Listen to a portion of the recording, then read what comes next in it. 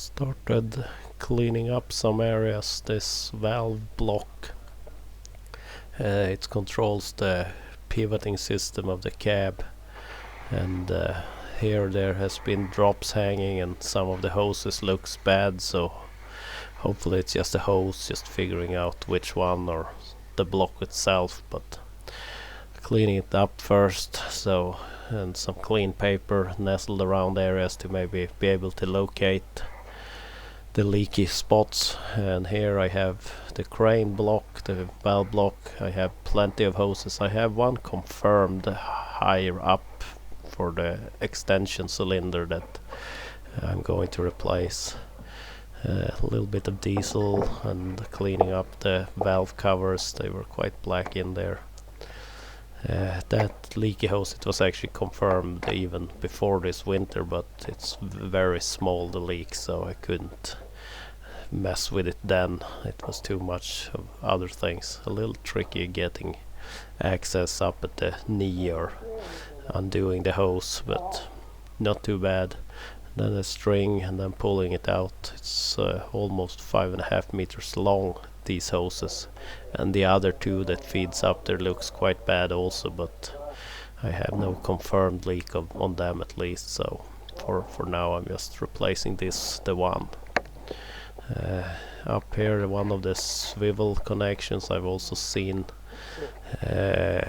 minor leaks. I'm not sure if they are supposed to be able to push them in like I just did. The other one does, is possible to push in also, maybe not quite as far as the other one, but and if that's a sign it's bad and not repackaging, I'm buying a new one. So, and decided to put the engine back together with the old seals since I hadn't received the new ones.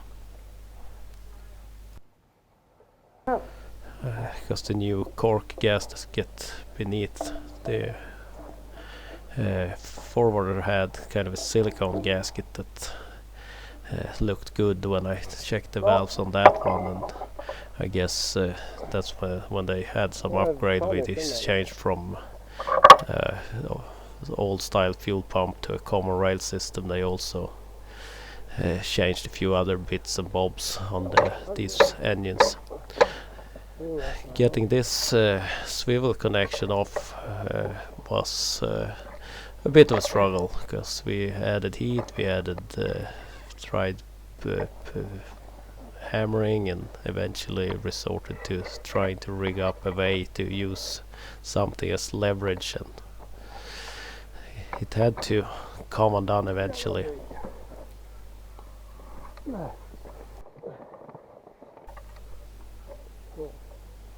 And we had a bucket underneath to connect the oil draining down, and plugged it up and removed the other side. Here we resorted to more heat because it was a little out of the way from the other hoses now, and still had to go with some way to use leverage to be able. It's hard when you don't have it in a fixed spot, that it's kind of loose and floppy on you. But this one also was possible to get undone. So it's just a matter of getting hold of a new one.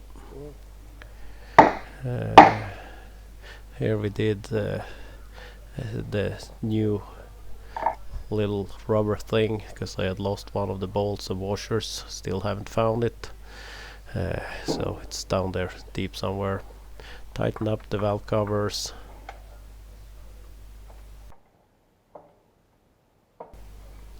Had some help getting the arm for that holds the air filter in place, because that's quite heavy and it's tricky. You had some washer and stuff to get everything in place.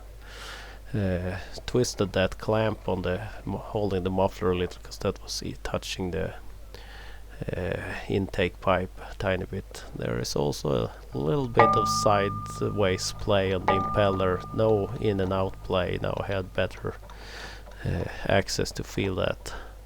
It was just a matter of getting all the parts removed, the what feeds from the turbo to the intercooler, and then the intake from the intercooler to the actual intake. We'll drop the clamp here, so and then the air filter that hooks up back to the turbo. This one was a little mangled, one of the clamps holding that in place, so it's had to kind of move that around a little before I get it to grab hold nice and good. Also see that this leak here is that I've seen before, also it's big enough that I'm going to do something about it.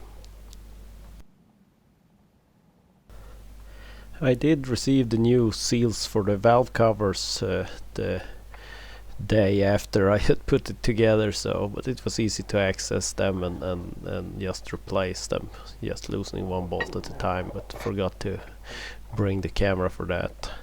Also got a new swivel connection that was just put back in place. Then the long hose caused a little issue because it was feeding it in from the back here. Then it didn't want to come out, so we changed the direction and started it from the other side, and then it was easier to get it to come out because there is kind of a little blockage just as you could put it in this way or get it out the other, so this way it worked fine. And that was just a matter of tightening up the hose at both ends, quite simple, and then replacing some of the plastic holding it together, the bundles of hose here.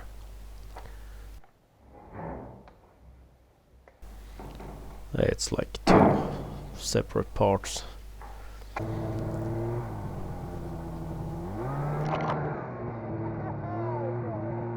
We had been out and putting out the new salt cube for the wildlife around, helping them out a little. It's a little bit of a scary ditch to get across where we have a little kind of bridge, but all is good.